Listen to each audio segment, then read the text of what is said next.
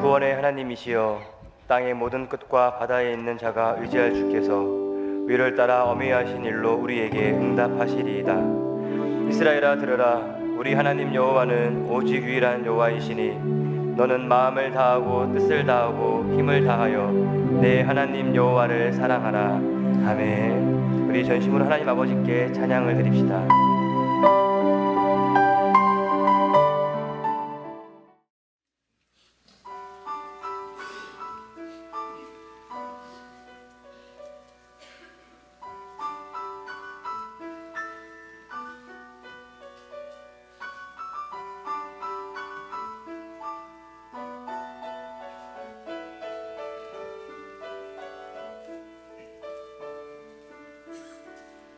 오직 주의 사랑에 매여 내 영 기뻐 노래합니다. 이 소망의 언덕 기쁨의 땅에서 주께 찬양 드립니다.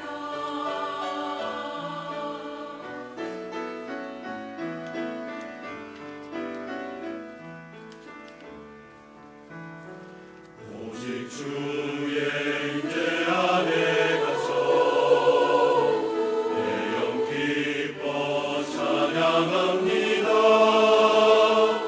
이 소명의 언덕 거룩한 땅에서 주께 경배드립니다. 주께서 주신 모든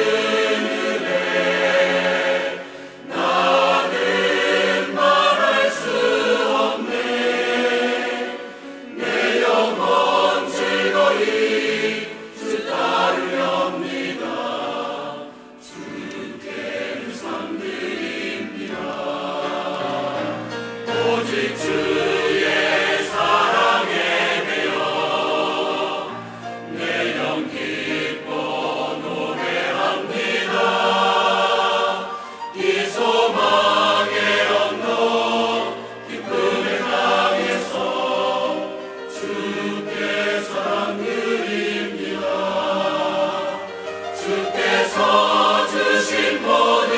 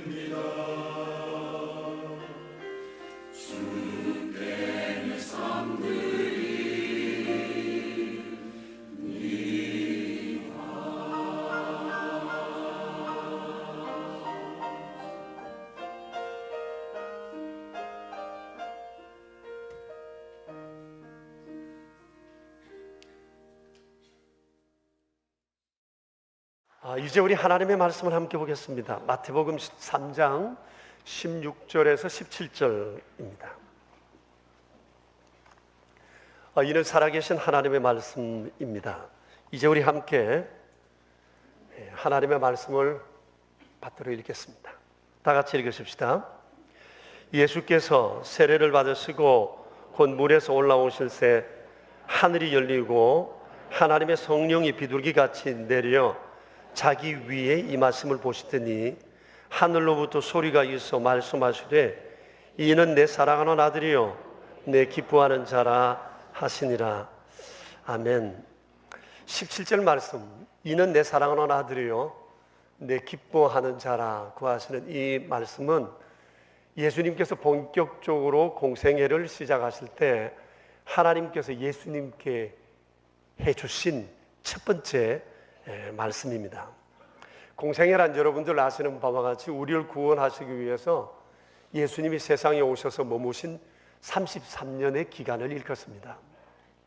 그 중에서도 본격적인 공생애는 세례를 요단강에서 세례를 받으심으로부터 시작해서 성천하시기까지의 3년입니다.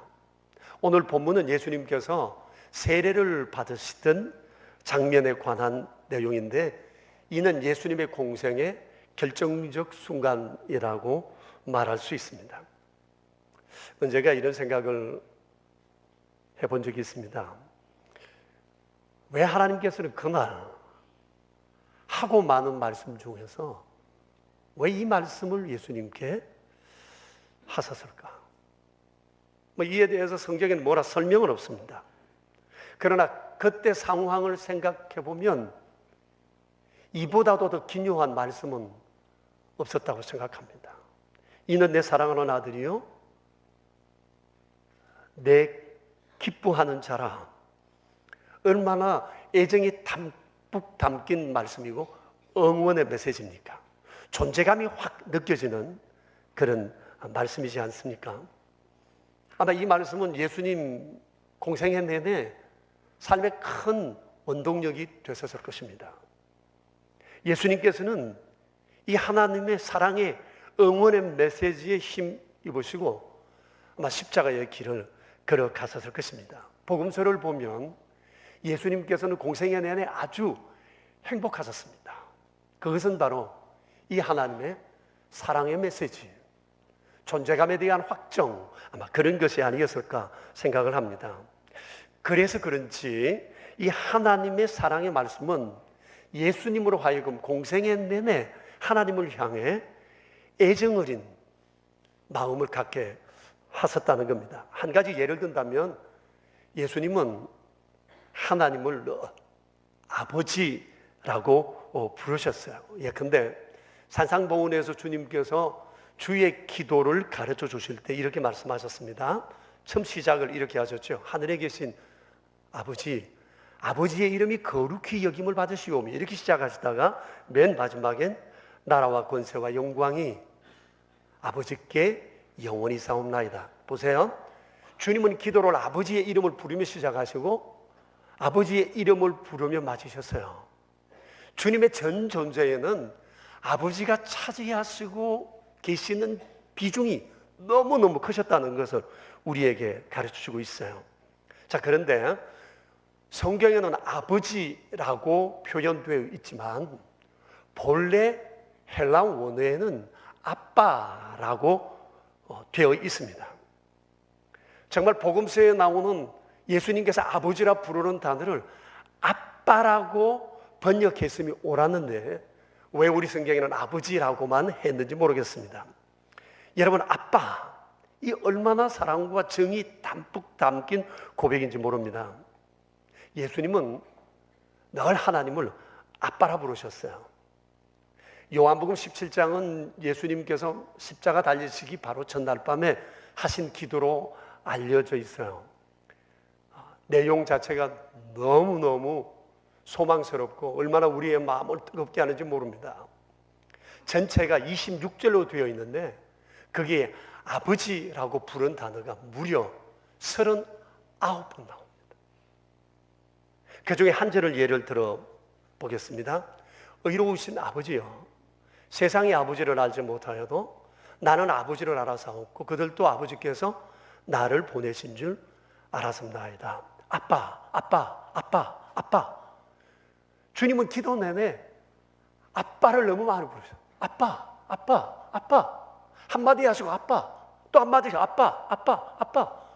주님의 기도 내용에는 아버지를 부르는 이 호칭이 굉장히 많았다는 얘기입니다. 그만큼 주님은 아버지라고 하는 이 존재에 대해서 강하게 압도되고 또 그런 고통 속에 살고 계셨음을 우리가 알 수 있습니다. 십자가 위에서 주님이 마지막 숨을 거두시기 직전에도 마지막으로 아버지를 부르셨어요.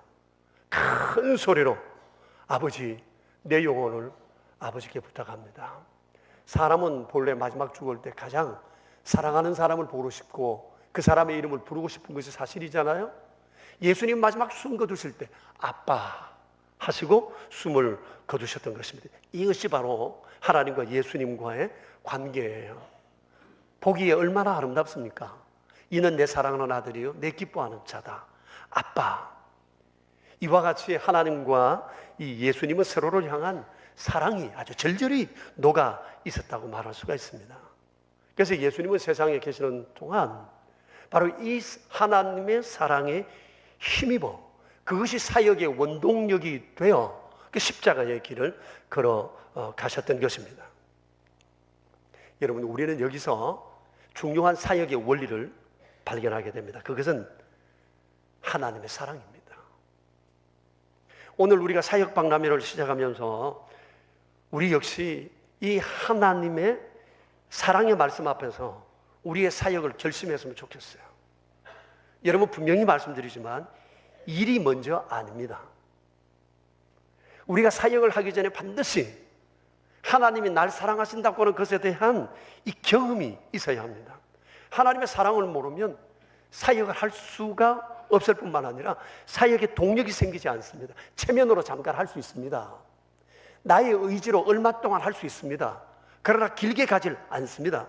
모든 사역은 하나님의 사랑에 대한 감사의 반응으로 나타나는 것이기 때문에 그렇습니다. 여러분 아시지 않습니까? 교회 사역은 뭐 사역했다고 해서 훈장이 주어지는 것도 아니고 또 돈이 생기는 것도 아닙니다. 오히려 돈을 써가면서 해야 합니다. 그렇기 때문에 투자 대비 이익이 발생하는 것에 길들여진 사람들에겐 주님의 일은 굉장히 거북하고 부담스러운 일입니다. 왜냐하면 페이가 없기 때문에 그렇습니다. 이에 반해서 주의 일을 하고 싹을 받는 이들도 있습니다. 교직원들입니다. 그런 의미에서 저를 비롯해서 교직원들은 모두 싹꾼이라고 말할 수가 있습니다. 그래서 제가 제일 부러워하는 분들이 있습니다. 사례 없이도 참하게 주의 일을 하는 분들입니다. 그분들은 하는 일 쪽쪽 천국의 상급으로 쌓이지만 교직원들은 삭 받은 그 이상으로 사역을 할 때 그것이 하늘의 상급으로 쌓일 수 있기 때문에 그렇습니다. 이런 우스개가 있습니다. 어떤 사람이 천국에 가더니 천사가 자기를 아주 환대하여 맞아 주더랍니다. 그래서 이 사람 생각에 나 같은 사람도 천국에서 이렇게 환대해 주면 우리 담임 목사님 같은 분이야 얼마나 대단할까. 그래서 질문했답니다. 우리 담임 목사님 어디 계세요? 그러더니 천사와 짜장면 배달 갔다 그러더랍니다. 여러분은 웃고 계시지만 전 정말 울고 싶은 심정이거든요. 이런 신세 되지 않으려고 안간힘을 쓰면서 한눈 팔지 않으려고 하지만 여러분, 주의 일이 안간힘 쓴다고 되는 게 아닙니다. 결심한다고 되는 일이 아닙니다. 노력한다고 되는 것이 아닙니다. 이게 인력으로 안 돼요. 목사도 별 수 없어요. 하나님의 크고 크신 지고지신한 이 사랑에 감동되지 않으면 목사도 삭꾼, 최고 삭꾼밖에 될 수가 없어요. 아니면 그 이하거나. 사랑은 움직이는 겁니다. 사랑이 내 속에 들어오면 그 사랑이 나를 움직여갑니다. 세상에 사람을 움직이는 힘이 두 개 있습니다. 돈과 사랑입니다.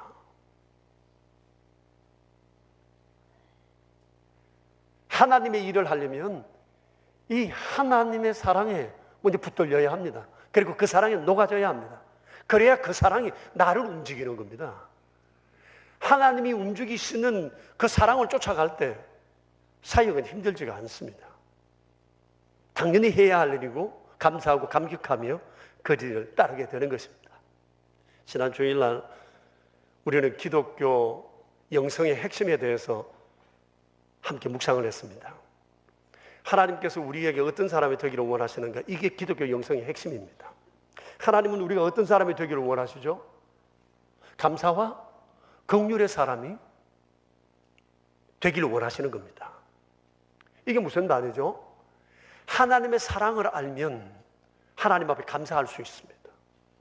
그런데 이 감사가 우리를 긍휼로, 사역으로 이끌어 간다고 하는 것입니다. 그러니까 사역은 하나님의 사랑에 감사의 응답이요, 감사의 열매인 것입니다. 사도 바울이 그랬습니다.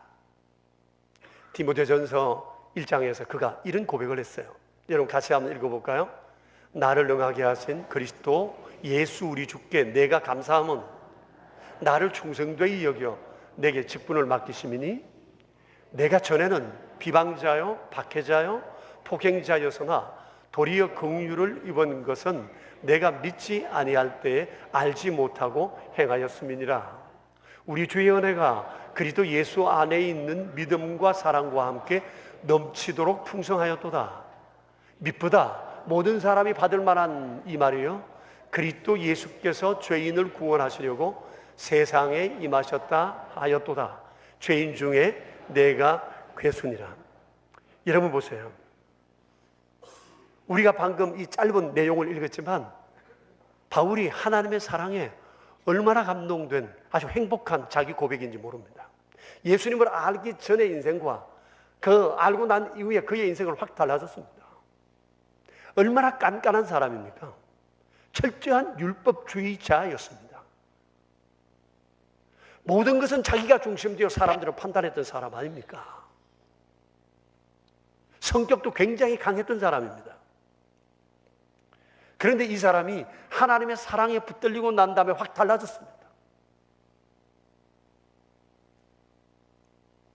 그러면서 그가 이 하나님의 사랑에 붙들려 살아간 삶이 얼마나 고달프고 힘들었는지 모릅니다. 객관적으로 볼 때 어떻게 그런 삶을 살아갈 수 있었을까 싶을 정도입니다. 고린도후서 11장에서 이에 대해서 이렇게 말씀합니다. 같이 읽을까요? 내가 수고를 넘치도록 하고 옥에 갇히기도 하고 더 많이 하고 매도 수없이 맞고 여러 번 죽을 뻔하였으니 유대인들에게 40에서 하나 감한 매를 5번 맞았으며 3번 태장으로 맞고 1번 돌로 맞고 3번 파손하고 일주야를 깊은 바다에서 지냈으며 여러 번 여행하면서 강의 위험과 강도의 위험과 동족의 위험과 이방인의 위험과 시내의 위험과 광야의 위험과 거짓 형제 중의 위험을 당하고 또 수고하여 애쓰고 여러 번 자지 못하고 줄이고 목마르고 여러 번 굶고 춥고 헐벗어노라. 여러분, 예수님을 믿으면서 바울처럼 이런 어려움을 당하는 사람들이 쉽지 않을 것입니다. 상상할 수 없는 어려움들을 그가 당했습니다. 그럼에도 불구하고 그런 이 길을 감사하며 기뻐하며 걸어갔습니다. 여러분 생각해 보세요. 이게 돈이 생긴다고 할 수 있는 일이 아니지 않습니까? 어떻게 제 목숨을 돈으로 바꿀 수가 있겠어요? 아무리 돈이 좋아도 자기 목숨을 내어놓을 수는 없기 때문입니다. 그런데도 사도 바울은 주의 일을 하면서 이런 일들을 넉넉히 감당할 수 있었던 그 이유는 그리스도 예수 안에서 내게 주신 믿음과 사랑이 내게 넘쳤기 때문이라고 말씀을 하고 있습니다. 그렇습니다. 여러분, 우리가 주님을 향한 사역의 이 헌신과 사역의 동력은 오직 하나입니다. 하나님께서 나를 사랑하시고 나를 기뻐하신다고 하는 것에 대한 이 확신입니다. 이것 없이는 우리는 결코 이 길을 행할 수가 없는 겁니다. 하나님의 사랑이 내 속에 들어와서 이 사랑이 내게 녹아질 때 이 사랑을 힘입어 우리는 사역을 행할 수 있는 것입니다. 이것이 바로 사역의 원리인 것입니다. 오늘 우리가 이 사역을 결심하기 전에 먼저 이것을 확인했으면 좋겠습니다. 하나님께서 나를 사랑하신다고 하는 것에 대한 이 확신을 먼저 하는 것이 중요합니다. 이 확신이 내 속에 되어질 때 여러분 원하시는 은사를 따라 사역에 지원했으면 좋겠습니다. 제 개인적인 얘기를 해서 송구합니다만은 저는 예수님께서 세례 받으셨던 날 하나님께서 예수님께 하셨던 이 말씀이 너무 좋습니다. 하루 왼종일 이 말씀을 묵상하며 삽니다. 아침부터 저녁까지 술을 헤아릴 수 없을 만큼 늘 이 말씀에 붙들려 산다고 해도 과언이 아닙니다. 이 말씀은 제 인생의 길잡이가 되고 있습니다. 제 목회의 한 축이 되고 있고 32년 우리 명선교회 사역의 바탕이 되어 있습니다. 저는 이 말씀 위에 제 인생을 건축해오고 있습니다. 아침에 일어나면 제일 먼저 이 말씀을 고백하고 묵상합니다. 새벽에 잠자리에서 일어나서 맨 먼저 저는 제게 말씀하시는 하나님의 이 말씀을 듣습니다.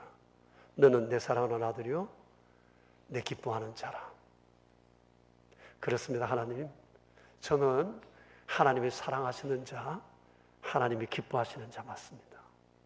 그리고는 이 말씀이 제 전 전조에 가득히 임하기까지 잠깐 기다립니다. 그러는 중에 하나님의 임재와 하나님의 보장을 강하게 경험합니다. 그리고 난 다음 아직도 잠자고 있는 제 아내 머리에 손을 얹고 똑같은 방법으로 축복합니다. 너는 하나님의 사랑하는 자요, 하나님의 기뻐하는 자라. 그렇습니다. 하나님, 제 아내도 역시 하나님께서 사랑하시고 하나님이 기뻐하시는 사람입니다. 아버지, 이 사람이 아버지의 사랑을 알고 아버지의 사랑에 녹아져서 아버지의 사랑의 길을 쫓아 살아가게 해주세요. 그렇게 기도합니다. 내 아내는 여전히 자고 있습니다. 그러나 그 길로 저는 일어나서 새벽 교회로 옵니다. 하루 왼종일, 그때만 아니라 그 이후 순간순간 이 말씀은 저를 붙들고 있습니다. 어쩌면 저는 이 말씀에 붙들려 살아가고 있다고 해도 과언이 아닐 거예요. 아마 이것은 저뿐이 아닐 것입니다.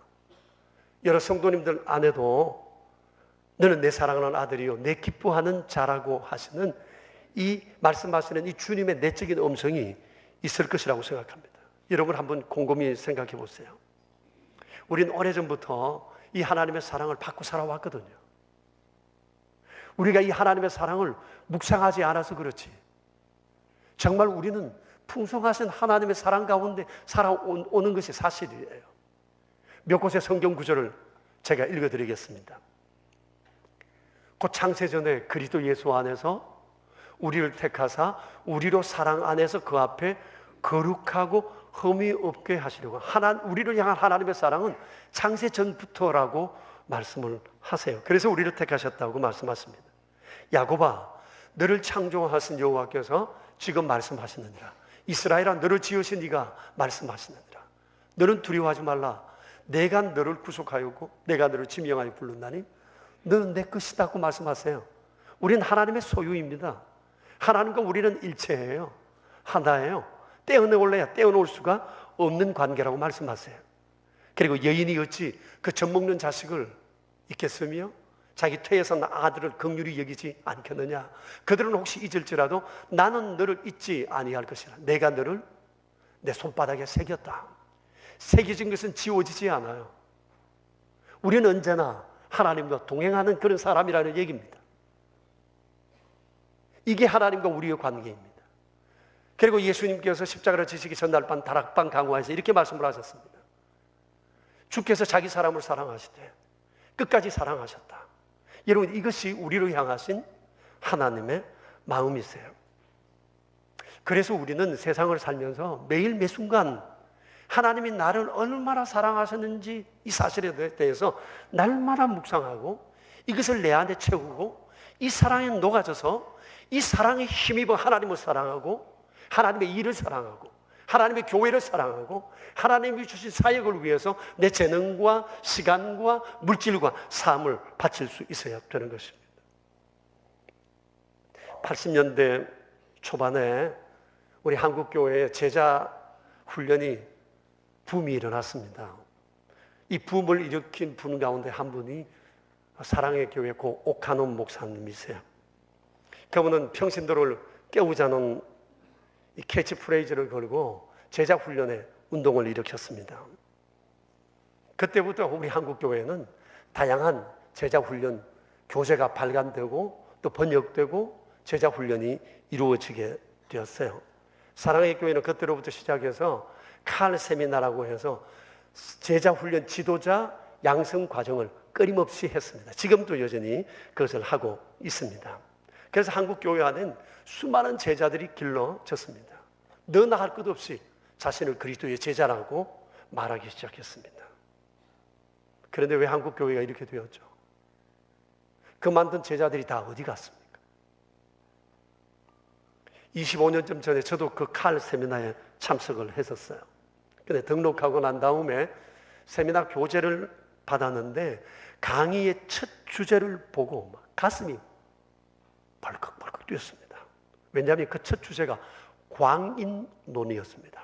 무슨 말입니까? 광인, 미쳐라는 겁니다. 미친 사람이 되라는 겁니다. 한국교회 목회자들이요, 우리 미치자. 제자를 훈련하는 일에 미치자. 우리가 미쳐야 그리스도께 미친 사람들을 낳는다. 광인이 되자. 이런 주제였으니 여러분 어찌 이 젊은 목회자가 그걸 보면서 가슴이 뛰지 않을 수가 있었겠어요. 그런데 개회 예배를 몇 시간 앞두고 집행부에서 저를 불렀어요. 그리고 대뜸 제게 개회 예배 설교를 하라는 겁니다. 제가 깜짝 놀랐습니다. 또 다시 가슴이 또 뛰기 시작했습니다.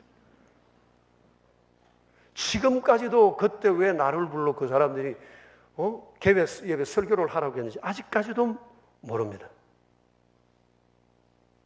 그래도 제 가슴이 벌써 뛰기 시작했기 때문에 설교를 해야 되겠다고 마음을 먹었습니다. 그리고 설교를 했는데 그 설교 제목이 신빈론이었습니다. 강의 첫 주제는 광인론이고 개회 예배 설교는 신빈론이었습니다. 본문은 마태복음 5장 3절입니다. 여러분 아시지 않습니까? 예수님께서 첫 제자 훈련, 첫 서두에 제일 먼저 하신 말씀이 심령이 가난한 자는 복이 있나니 천국이 저희 것입니다. 라는 말씀 아닙니까? 마음이 가난하다. 이걸 한자말로 바꾸면 신빈입니다. 그래서 신빈론이라고 했습니다. 그 설교의 요지는 이렇습니다. 마음이 가난해야 미쳐도 제대로 미칠 수 있다. 이게 설교의 전체 내용입니다. 말 되지 않습니까? 여러분, 어떻게 해야 우리가 마음이 가난해질 수 있는 거죠? 예수님께서는 말씀하셨어요. 영적 거지가 되라는 겁니다. 거지가 누굽니까? 자기 힘과 능력으로는 스스로 살아갈 수 없는 사람입니다. 누군가의 도움을 받아야 합니다. 하나님께서는 우리가 주님 앞에 그런 태도로 살라는 겁니다. 하나님께 목을 메고 하나님을 절대 의존하며 살라고 하는 것입니다. 천부에 의지 없어서 손들고 가오니 이 심정이 되지 않고는 결코 주님을 제대로 믿을 수가 없고 온 마음 다해서 자발적으로 주님을 따라갈 수 없다고 하는 것이 주님의 마음이셨던 것입니다. 하나님을 사랑하든 사람을 사랑하든 제대로 사랑을 하려면 미쳐야 합니다. 그래서 사도 바울은 스스로를 일컬어서 나는 그리스도 예수께 미친 자라고 얘기를 했습니다. 그렇기 때문에 그는 힘들어도 어려워도 주님이 자기에게 맡기신 그 길을 향해서 갈 수 있었던 것입니다. 심령이 가난하게 되는 것, 광인이 되는 것, 중요한 것은 하나님이 날 사랑하시고 기뻐하신다고 하는 것에 대한 확신이 없이는 아무것도 될 수 없습니다. 잠깐은 미친 척 할 수 있습니다. 잠깐은 주님만 붙잡는 것처럼 흉내는 낼 수 있습니다. 그런데 오래 가진 못합니다.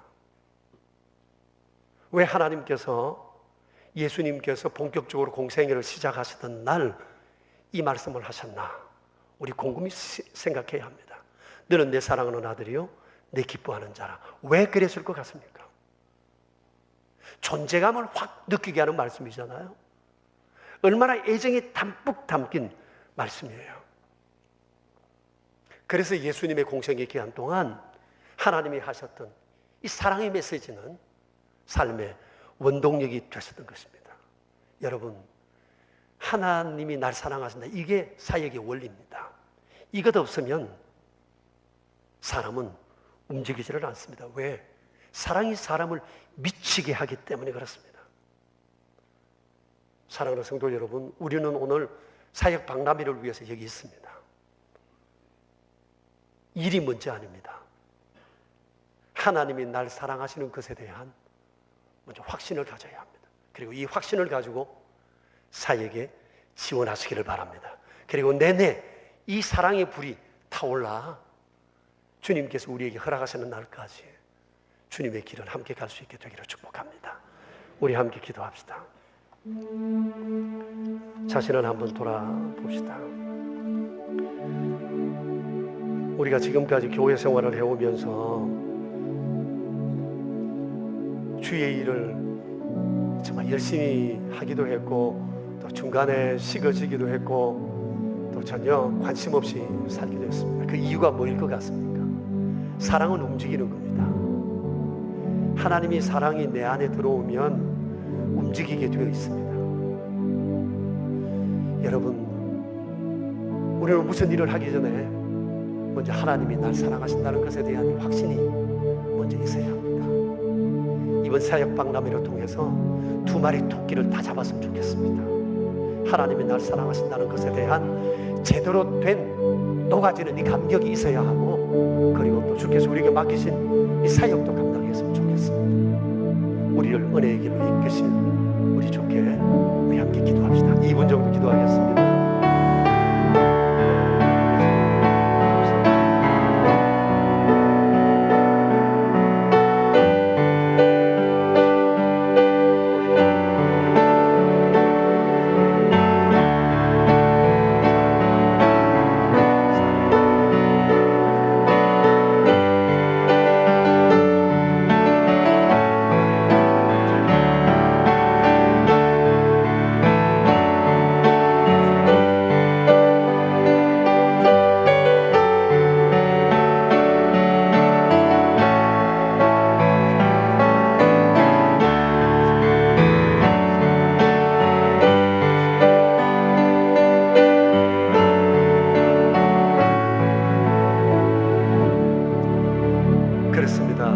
하나님 아버지,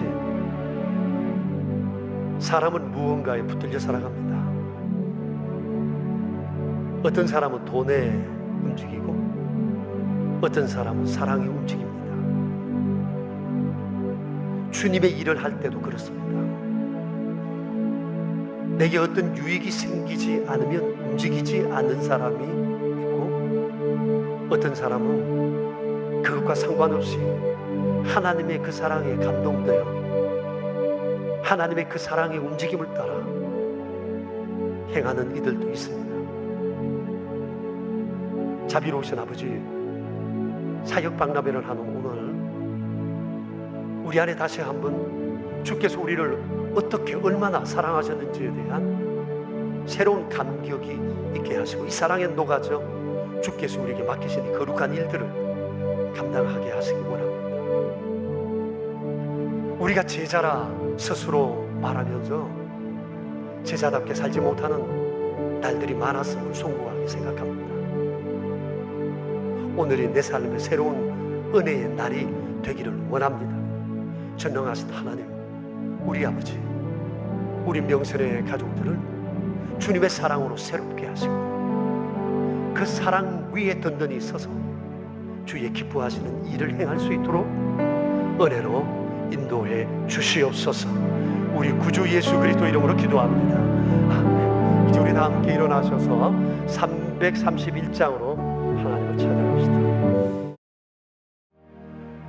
만물의 주제가 되시고 주인이신 자비로우신 하나님, 우리 아버지, 주께서 우리에게 베푸신 은혜를 기억하고 이 시간 예물을 구별하여 주님께 드리옵니다. 우리 중에 어떤 이는 11조를 구별하며 온전히 드리며 하나님께서 내 삶의 주인인 것을 고백하기도 합니다. 전능하신 아버지, 말씀에서 약속하신 것처럼 삶이 가득히 차고 넘쳐 그 복이 주변으로 흘러갈 만한 은총을 입는 아름다운 삶이 되도록 은총을 더하여 주시기 원합니다.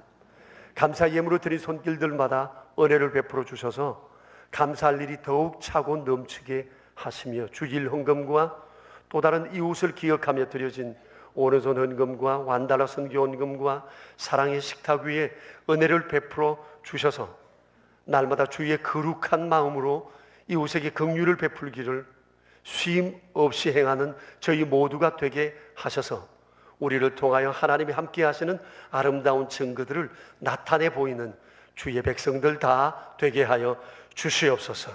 우리가 살아가는 날 동안 날마다 아버지를 영화롭게 해드릴 수 있기를 간절히 비오며 예수님의 이름으로 기도하오며 이제는 만왕의 왕이신 주 예수 그리스도의 은혜와 만복의 근원 되신 아버지 하나님의 크신 사랑과 우리를 날마다 믿음의 길로 이끄시는 성령님의 교통하심이 모인 저희 무리들과 명선의 모든 가족들 위해 이제로부터 영원히 함께 계시옵기를 간절히 축원하옵나이다. 아멘.